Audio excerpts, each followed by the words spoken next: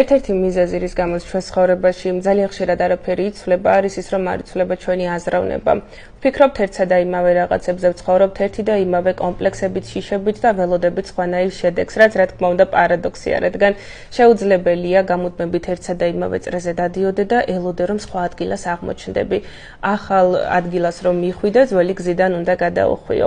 ამიტომ მინდა გირჩიოთ 3 არაჩვეულებრივი წიგნი, რაც დაგეხმარებათ სხვანაირად შეხედოთ თქვენ ცხოვრებაში არსებულ სიტუაციებს, ურთიერთობებს, თქვენს შიშებს, აი მაკვიატებულ ფიქრებს, რაც არ გაძლევთ ბედნიერად ცხოვრების საშუალებას. ამ წიგნების შეძენა შეგიძლიათ სანტა ესპერანსას მაღაზიებში, ბიბლუსში, პარნასში, მოკლედ თითქმის წიგნის ყველა მაღაზიაში.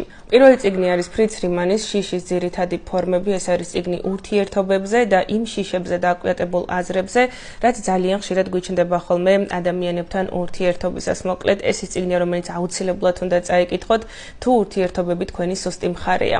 შემდეგი წიგნი არის დოქტორ ჯო დისპენზას შეცვალე ქვეცნობიერი, აქ არის საუბარი იმაზე, თუ როგორ მართო შენი ფიქრები და როგორ შეცვალო ცხოვრება ამის მეშვეობით. და ბოლო წიგნი ეს არის უკვე ადამიანების ამოცნობაზე, იდიოტები ჩვენს გარშემო, ძალიან საინტერესო სათაური აქვს და წიგნი ბევრად უფრო საინტერესოა. აქ არის პრაქტიკული მაგალითები იმისა, თუ როგორ ისწავლო ადამიანების ამოცნობა და როგორ აირიდო ბევრი ტკივილი და იმედგაცრუება თავიდან. მოკლედ, ჩემი უდიდესი რჩევაა, რომ ეს წიგნები წაიკითხოთ, რადგან მიმაჩნია, რომ ამ წიგნებს აქვს ძალა შეცვალოს თქვენი ცხოვრება და ძალიან ბევრი ტკივილი აგარიდოთ თავიდან.